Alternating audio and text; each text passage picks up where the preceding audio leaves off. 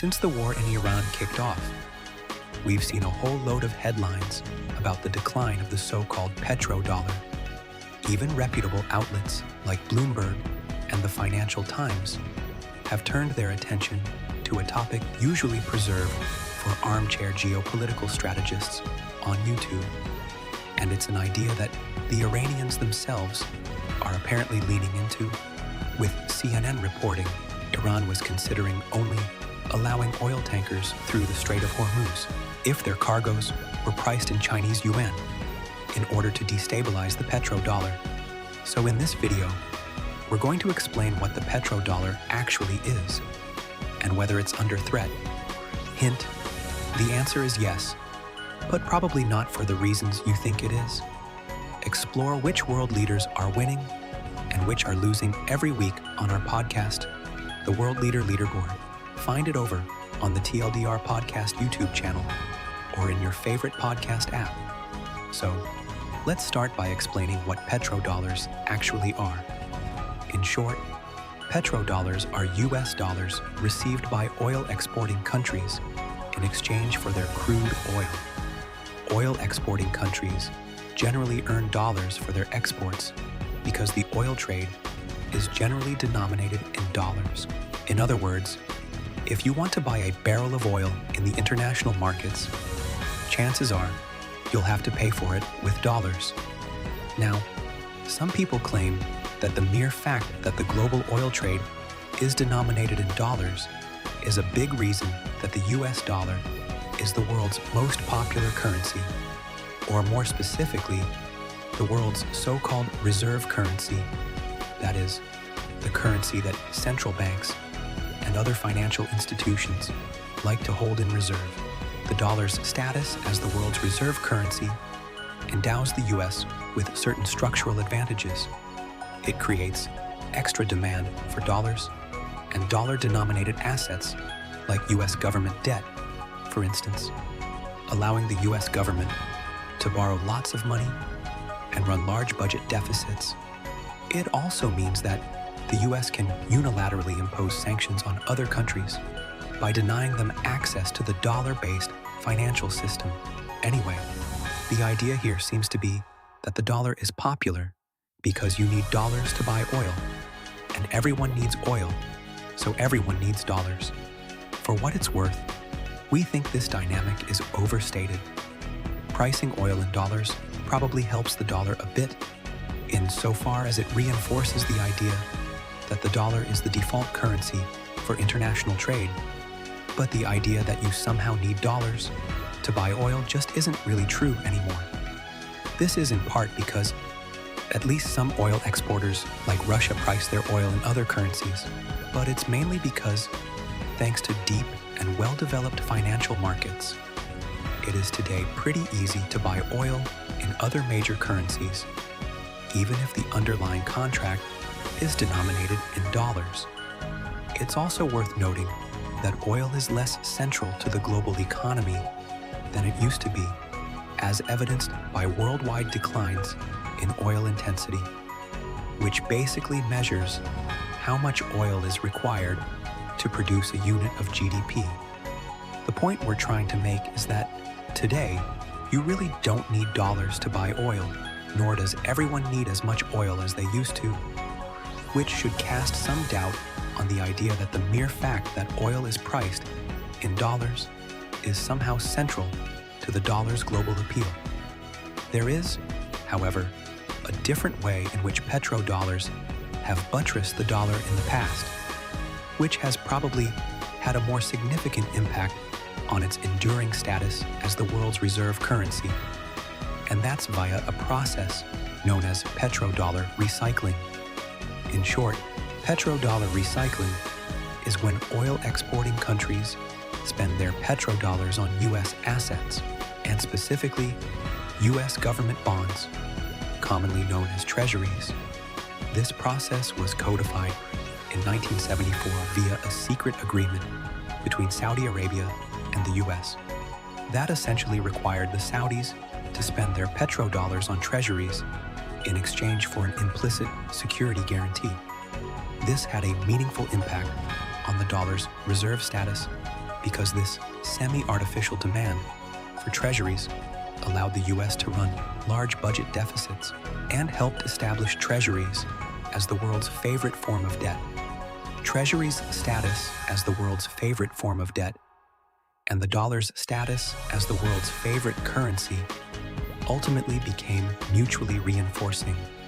The dollar's popularity made treasuries more appealing because treasuries could be sold for dollars and paid dollar interest, while treasuries' popularity made the dollar more appealing because, well, you need dollars to buy treasuries.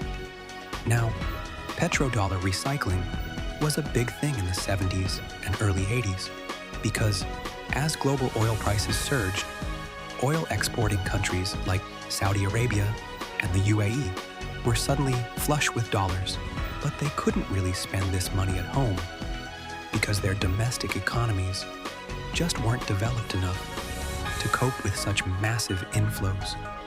This left them sitting on huge surpluses, which they then recycled into treasuries.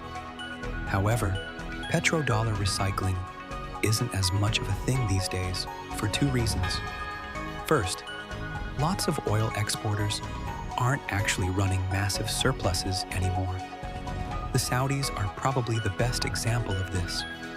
While they still rake in a lot of money from oil exports, the difference with the 70s is that today they're also spending a lot of money as they try and diversify away from oil.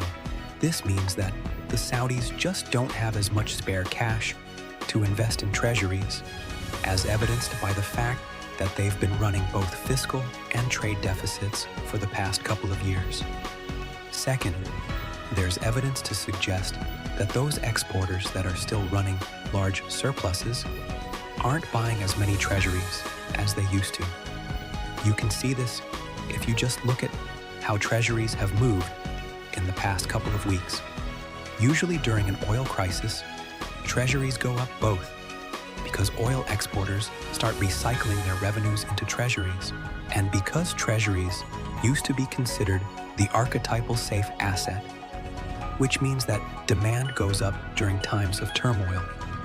This time, however, this hasn't happened, and treasuries have actually sold off, with the yield on 30-year bonds rising from 4.6% when the war started to more like 4.9% today.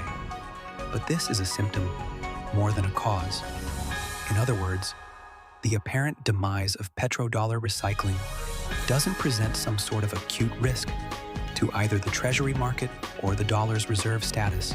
After all, things have been moving in this direction on and off since oil prices collapsed in the 80s, with no visible impact on either treasuries or the dollar's reserve status. Rather, the ongoing demise of petrodollar recycling more reflects the fact that, well, treasuries don't look that safe anymore, for wider, more structural reasons, like America's massive outstanding debt pile and the Trump administration's ongoing assault on the Federal Reserve. This speaks to a more general misunderstanding in the petrodollar discourse. If the petrodollar, whatever we mean by that, is dying, then it'll be a symptom rather than the cause of a more general malaise in the treasury and dollar markets. Keeping up to date with stories like these and doing independent journalism requires a lot of constant research from across all corners of the internet, and even sometimes calls for international travel. It's not uncommon that we then come across roadblocks, whether that be dubious-looking websites that claim to be safe, dodgy Wi-Fi connections in airports or cafes, or even region-locked articles. We couldn't get past any of these barriers without a trusted VPN. So that's where NordVPN comes into play. That's because NordVPN not only offers you the fastest VPN on the planet, giving you quick and secure streaming wherever you are, but also keeps you safe from all of the suspicious corners of the internet. NordVPN's Threat Protection Pro feature is built to protect you by blocking dangerous ads, stopping you from entering malware hosting websites, and running through checks on everything you download. If anything is found to be infected or dangerous, the files are removed before they can harm you.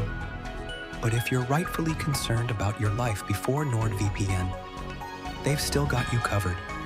Their dark web monitor will be constantly scanning the seedy underbelly of the internet, even when you're not connected to a VPN, and will alert you if any of your old data or passwords have been sold. From there, NordPass will give your old passwords a huge upgrade and keep them all in one place for you to easily and safely manage. In today's world, we couldn't imagine even just existing on the internet without a VPN. So, there's no better time to take your internet safety seriously. If your internet safety is as important to you as it is to us, you can sign up to NordVPN today. Simply click the link in the description or go to nordvpn.com TLDR. And not only will you get a massive discount, but you'll also get 4 extra months totally free. There's no better time to protect yourself. So, once again, that's nordvpn.com TLDR. And it's completely risk-free with their 30-day money-back guarantee.